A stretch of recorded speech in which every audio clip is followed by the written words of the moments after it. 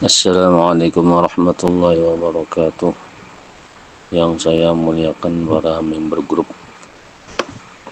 mobil khusus para pembimbing dan admin. Kajian kita pada pertemuan kali ini berjudul masalah yang berhubungan dengan sholat. Diambil dari kitab Safinatun Najah karya Syekh Salim bin Sumair Al-Hadrami, yaitu al-muallif. Faslun syurutu jama'it taqdimi arba'atun. Syarat jama' takdim itu ada 4. Sebelumnya perlu kita ketahui yang namanya jama' takdim adalah mengumpul 2 sholat fardu, namun sholat yang kedua dikerjakan di waktu sholat yang pertama. Perlu kita ketahui sholat yang dapat dijama' itu ada 4. Masing-masing ada pasangannya, yaitu 1 sholat zuhur berpasangan dengan asar. Jadi boleh zuhur digabung dengan asar. Yang kedua, sholat maghrib itu berpasangan dengan isya. Jadi boleh sembahyang maghrib digabung dengan isya. Apabila menggabung itu dengan cara sholat asar diperbuat di waktu zuhur, sholat isya diperbuat di waktu maghrib, maka itu disebut jama' takdim. Itulah yang akan kita bahas. Beda lagi dengan qasar. Qasar itu memotong salat yang 4 menjadi 2. Ada ini membahas tentang jamak saja, yaitu menggabung saja.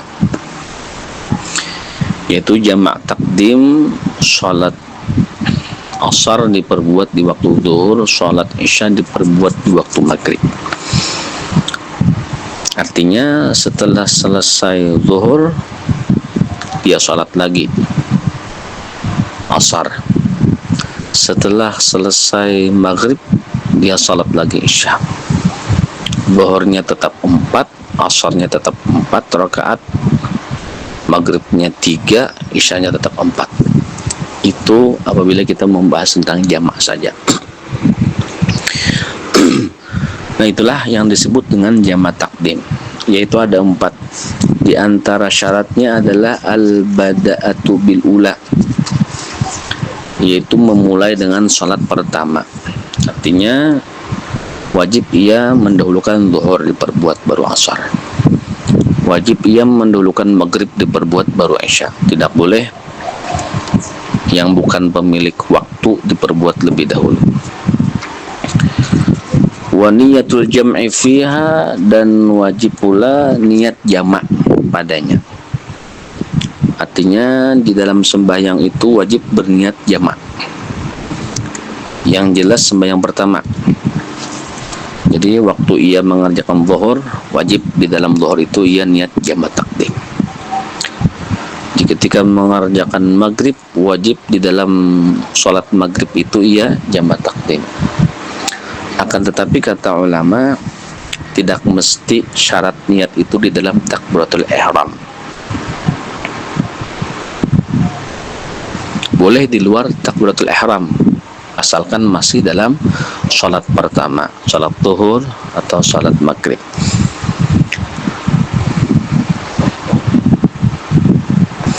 Dan ketika mengerjakan sholat yang kedua, yaitu sholat asar umpamanya atau sholat isya, itu sekalipun tidak diniatkan jamak lagi, tidak mengapa, karena sudah di sholat yang pertama ia niatkan jamak.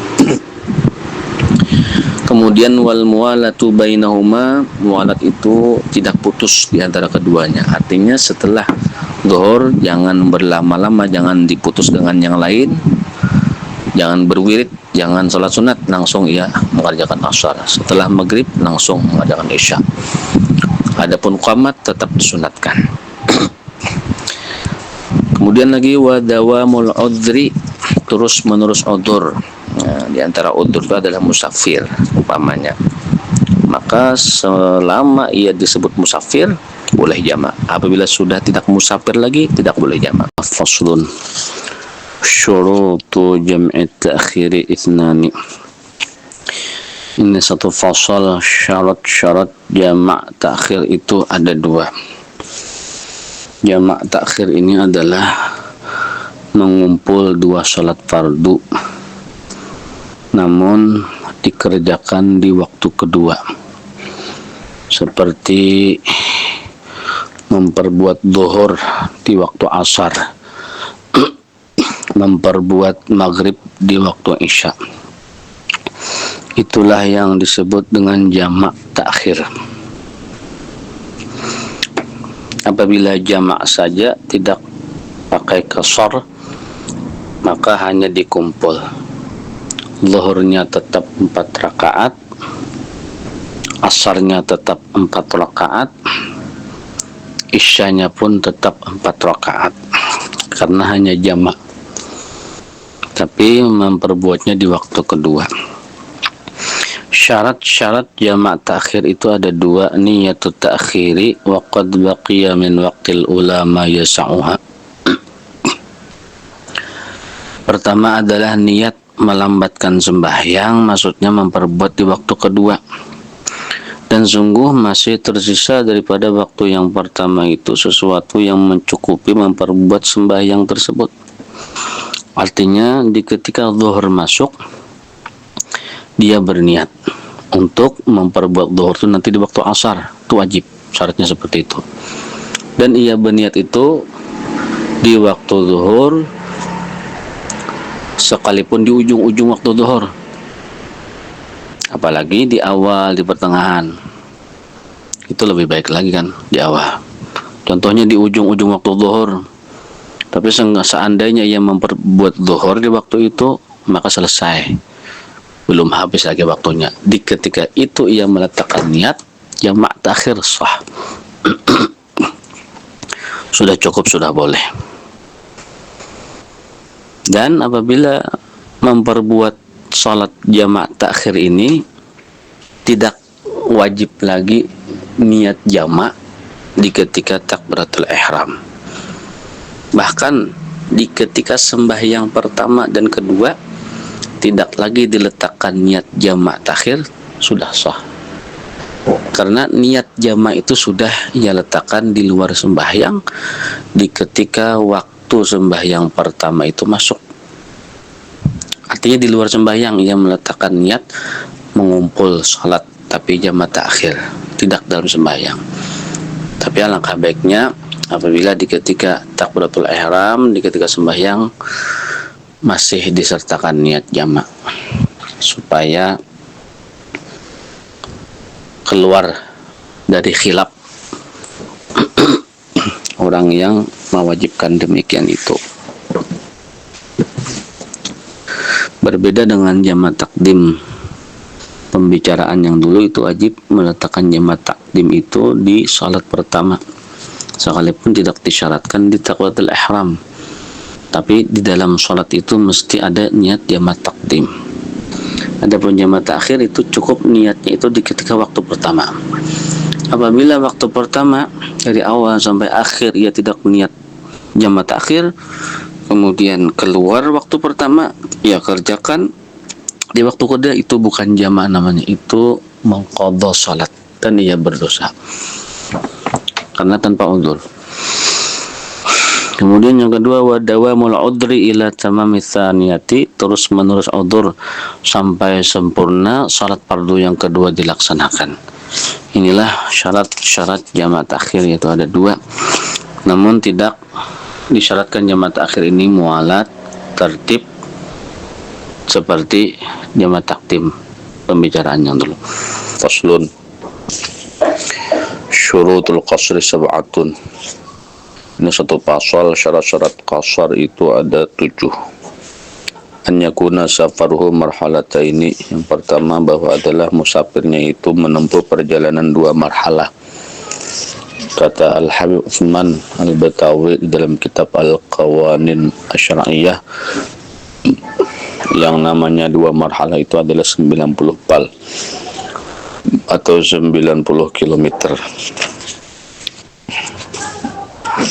Jadi apabila tidak mencukupi, demikian itu tidak boleh qasar. Wa an yakuna mubahan, dan diantara syaratnya lagi bahwa adalah musafirnya itu dibolehkan, bukan musafir maksiat. Wal ilmu bi jawazil qasri, dan diantara syaratnya lagi adalah mengetahui dengan kebolehan qasar. Qasar itu salat yang 4 rakaat dipotong menjadi 2 rakaat, yaitu salat zuhur, salat asar, dan salat isya. Ia mengetahui kebolehannya. Wa niyatul qasri 'indal ihrami, dan syarat selanjutnya adalah niat qasar di ketika takbiratul ihram. Jadi ini agak teratur dari jamak pada pembicaraan kita dahulu. Jamak itu tidak mesti di dalam takbiratul ihram, adapun qasar wajib disertai di ketika mengucap Allahu Akbar takbiratul ihram, seperti mana qasad ta'arud ta'yin, yaitu seperti artinya berkata sengaja aku sembahyang zuhur qasar, atau sengaja aku sembahyang fardu zuhur qasar, sengaja aku sembahyang fardu asar qasar, sengaja aku sembahyang fardu isya qasar, seperti itu. Wa an takuna salatu rubaiyatan, dan bahwa adalah sembahyangnya itu sembahyang yang 4 rakaat. Di sembahyang yang 3 tidak boleh diqasar.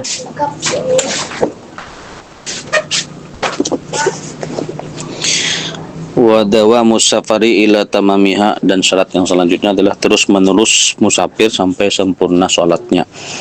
Jangan sampai belum sempurna salat sudah tidak musafir lagi. Wa alla yaqtadiya bi mutimmin fi juz'in min salatihi, dan syarat yang selanjutnya bahwa ia jangan mengikut orang yang salat sempurna tidak qasar pada sebagian dari salatnya. Tidak boleh ia menjadi makmum orang yang tidak salat qasar, tidak boleh. Demikianlah kajian kita pada pertemuan kali ini, semoga bermanfaat. Salah khilaf mohon maaf. Akhirul kalam billahi taufiq wal hidayah. Wassalamualaikum warahmatullahi wabarakatuh.